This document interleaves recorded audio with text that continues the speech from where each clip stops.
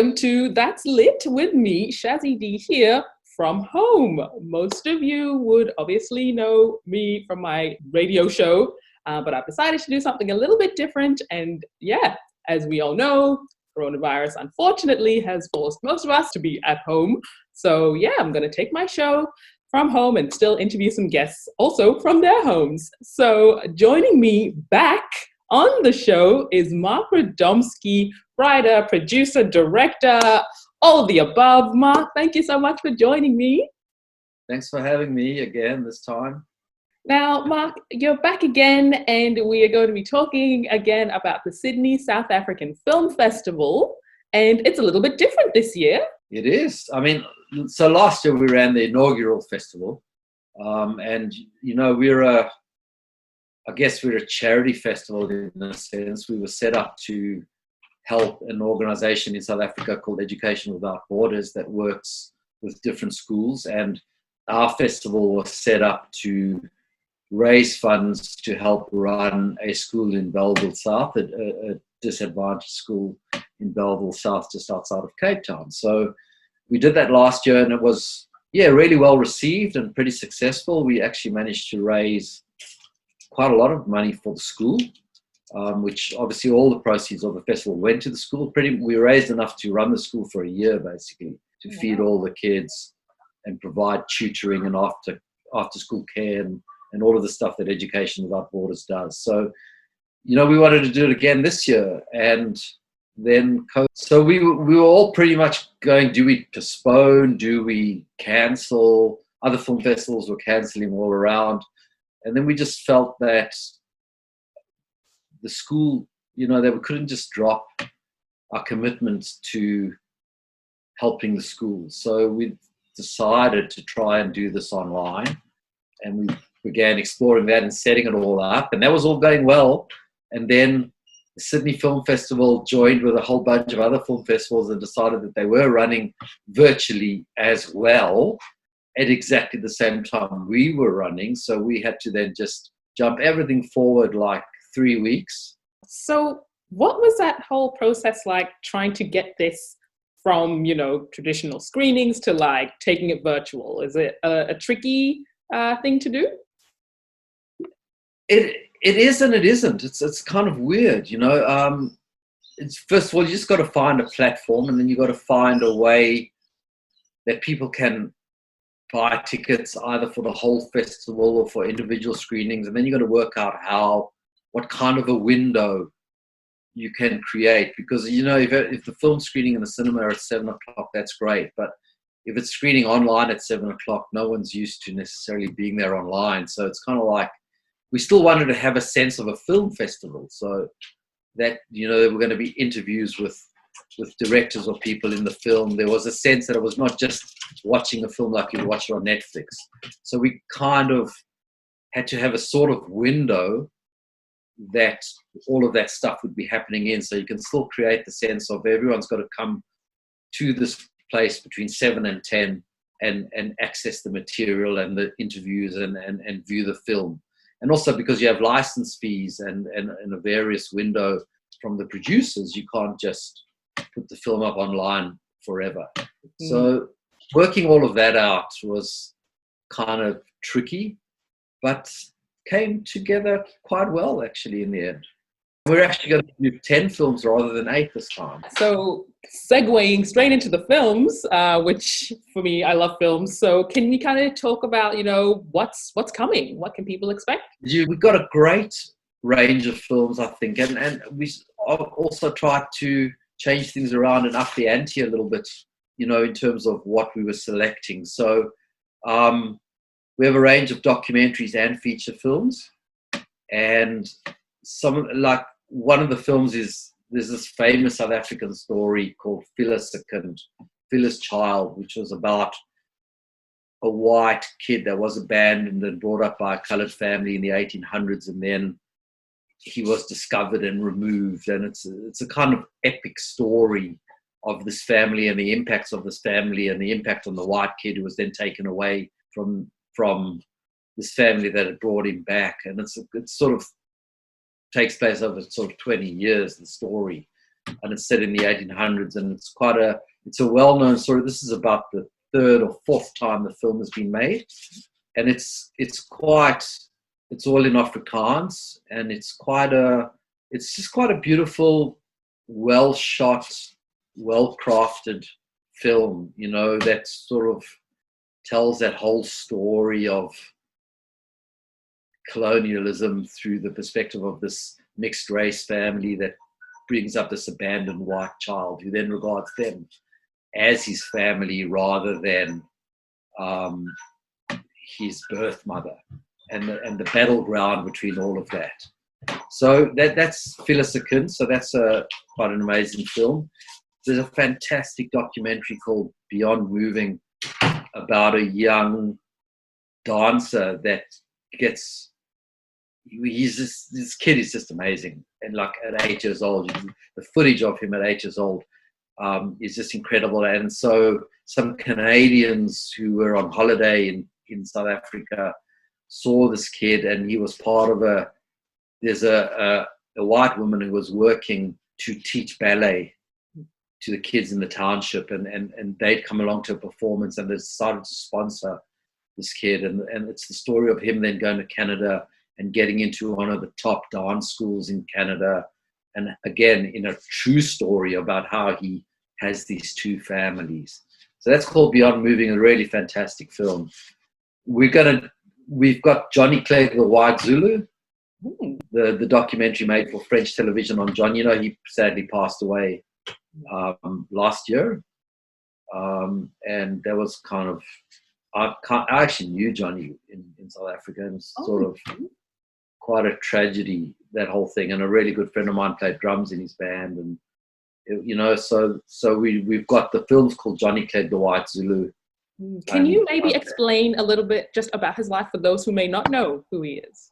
So Johnny Clegg was a kind of white Jewish professor of anthropology, and he got very involved in Zulu culture and in the mining. Through his anthropology, he got very involved in the kind of Zulu mining culture, and spent a lot of time there, and sort of became, I guess, adopted by the Zulus, because they call him the White Zulu. So he tied up with the Zulu chieftain called Sifu Mkunu, and they formed this band initially called Juluka, which means sweat, and it was a kind of folky band that brought together all of that Zulu culture into Johnny's sort of folksy kind of world, and that became a really successful band.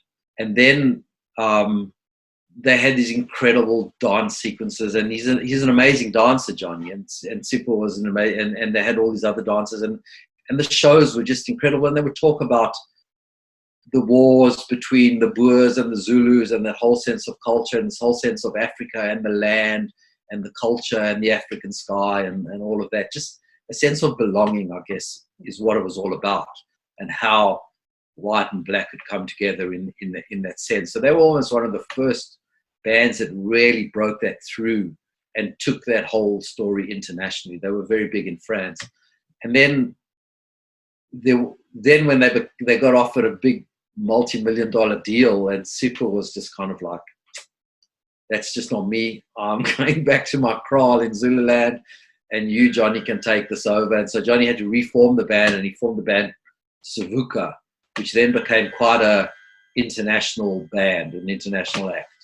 So, and Savuka became quite an internationally well-renowned band, very, very big in France, and quite big all over the world. And they really performed all the way up to just before the end of last year, when Johnny got sick and they had to stop. They were meant to come here to Australia, and I think at the beginning of that he got sick and they had to cancel the tour.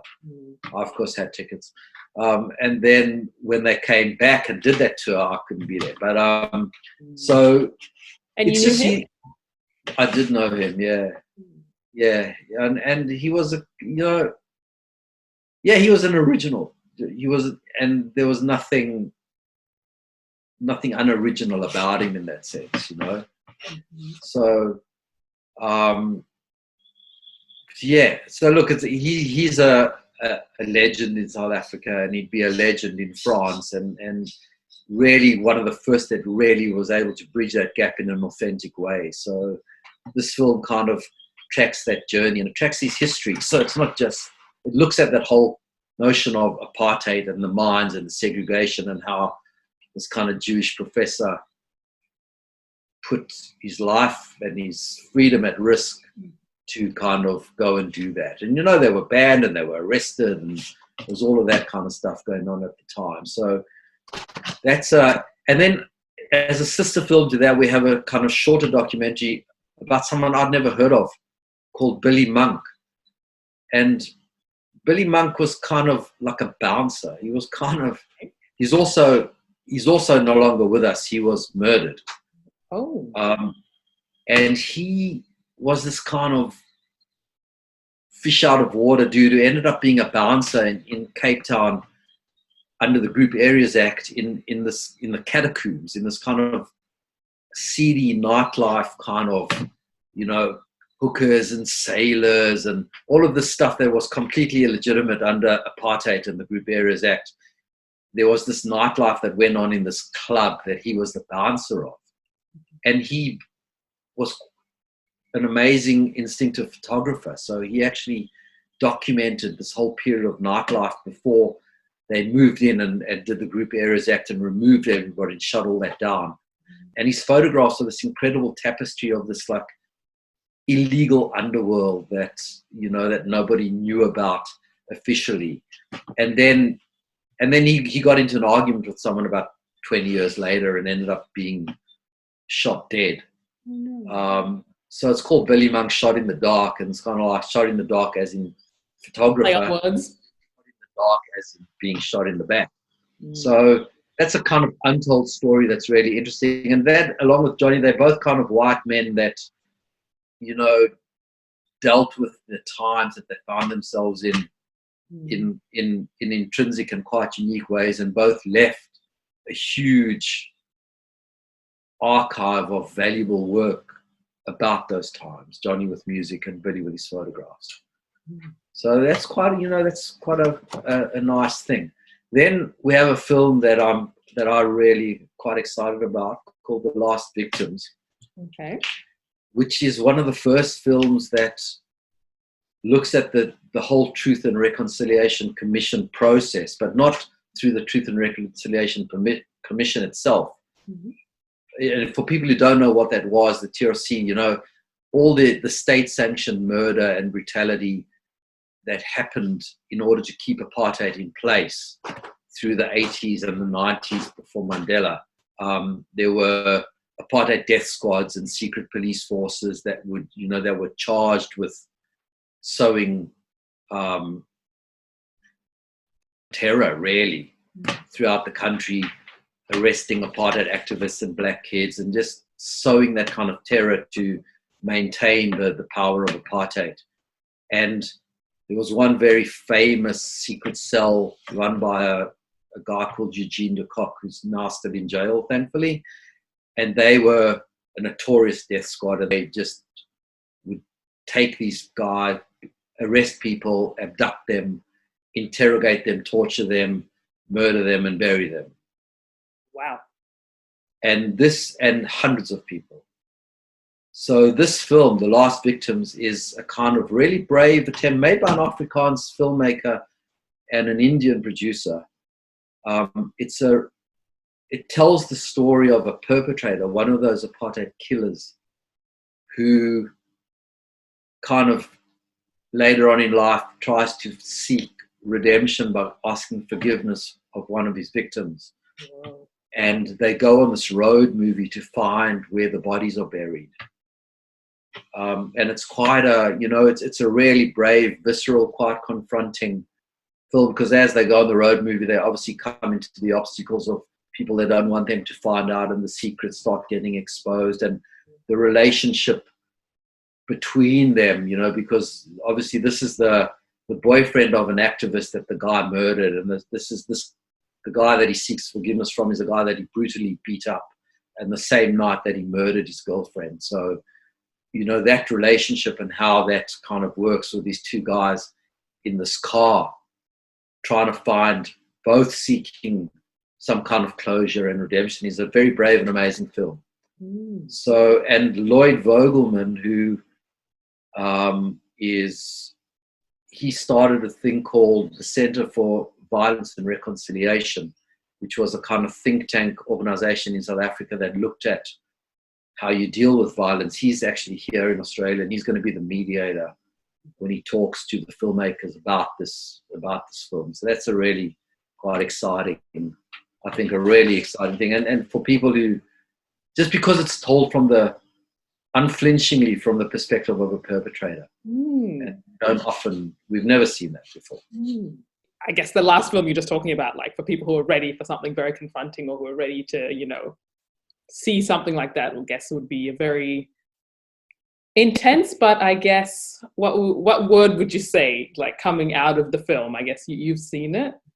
Yes, it's intense and it's confronting, but it's important and it's kind of eye-opening and it's quite inspiring also, you know. It's quite affirming in the sense of just a common humanity and kind of the things that we can end up finding ourselves sucked into or forced to do, or for whatever reason we end up doing these abhorrent things, and then how you can kind of still try and retain your sense of humanity. You know, and that's a real metaphor for everything to do with apartheid, for everyone who ever lived through it or lived through South Africa beyond and now, you know, and it's a metaphor for what we're doing right now when we deal with refugees and with everything that we're looking at in our world right now, you know. So, I mean, on the other side, there's another fantastic film made by Angus Gibson, who was my ex-partner in Free Filmmakers, and he was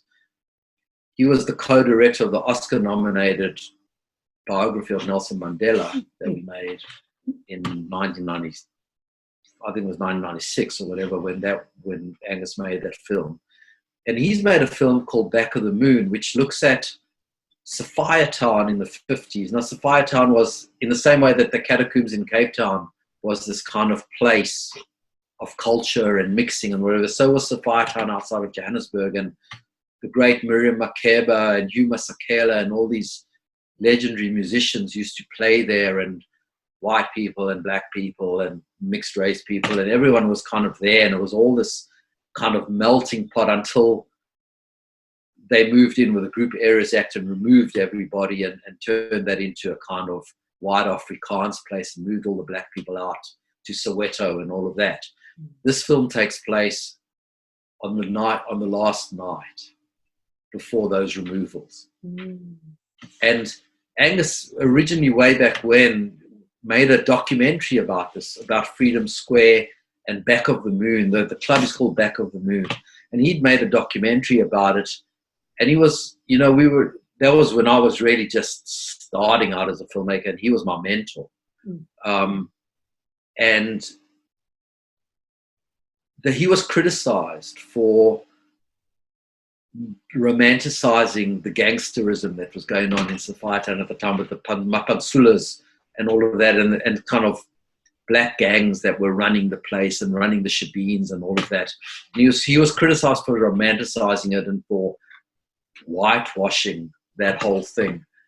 And this film now is a feature film called Back of the Moon, which is a fantastic, amazing film that takes place, and it's really about a gangster who is quite an intellectual at war with the other gangsters who are really looking to take over the power, and he's the head gangster, and a singer who's really Miriam Makeba, and it's the last night, and it's their relationship, how that develops across the night and how it ends with all the trauma of the gangsterism that plays into that. And then we know that the very next day the police are coming in to basically destroy the whole community. So I guess it's Angus returning to that criticism in a feature film sense, and making a film now that is quite unflinching in terms of what that violence actually amongst the Pantsulas is.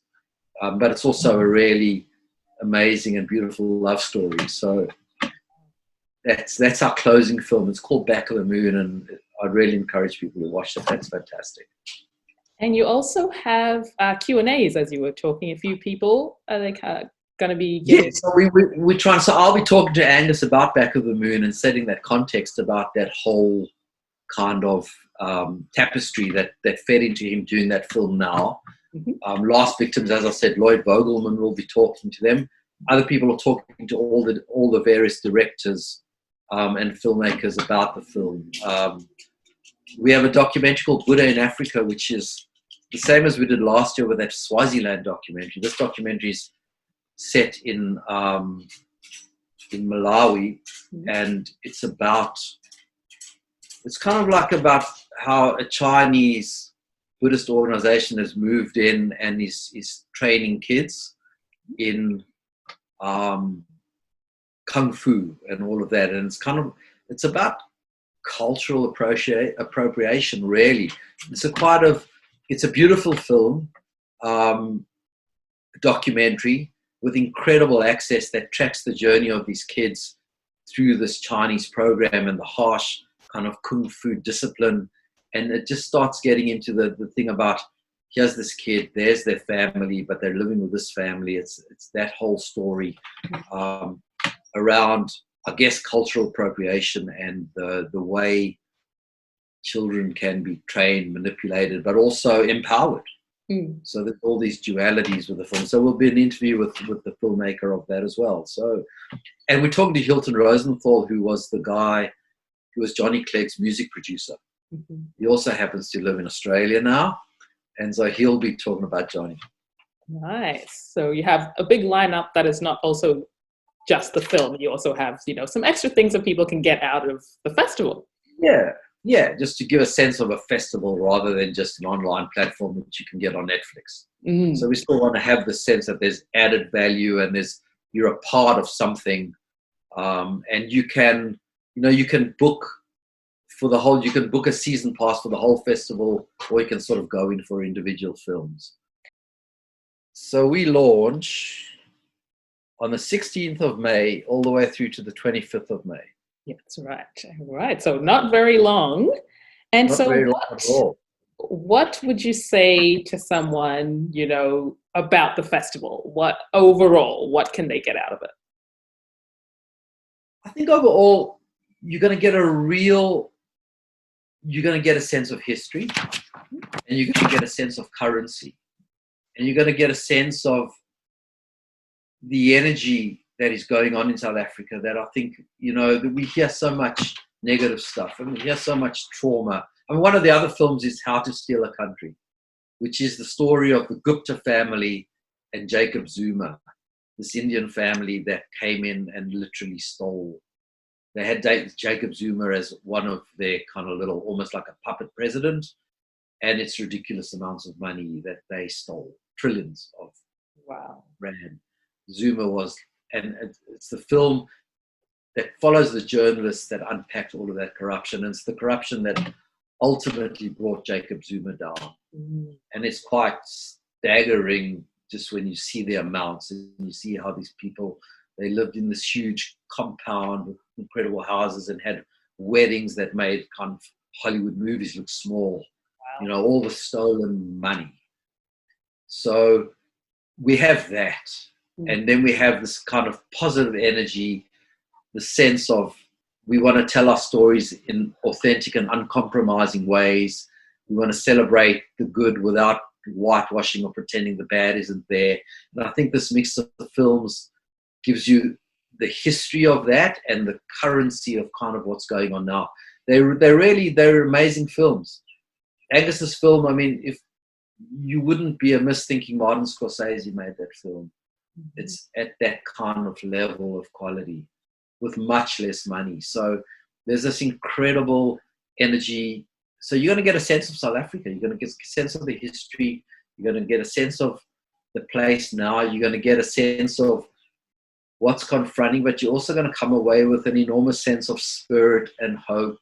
I think that's what you're going to get. So it's for me, it's interesting as a filmmaker here in Australia, which is, looking at my contemporaries and friends making these films in South Africa, and I get quite jealous because there's a sense of purpose still that we had when we were making films around the fall of apartheid that I had. And I had to leave because of this great sense of disillusionment at the way it all kind of fell apart after Mandela. But it seems, that everyone who stayed there has not let that get them down, and they're claiming the space and refusing to go away. And that's amazing, So I think we get that, and that's affirming as well. And that is a perfect way to end our interview. Thank you so much, Marc, for, coming back and having the chat. Cheers. That's great. And I hope people just, tune in and buy tickets, and it's all for a good cause. Everything goes to support a charity that feeds kids every day. Right now, we're also looking at getting more online learning, iPad kind of capability to them, because, kids aren't at school now, but food is a big issue when people can't work. And so we're really happy to be able to do this, and, that we will be sending money over to our school in Belleville South. So COVID didn't nail us.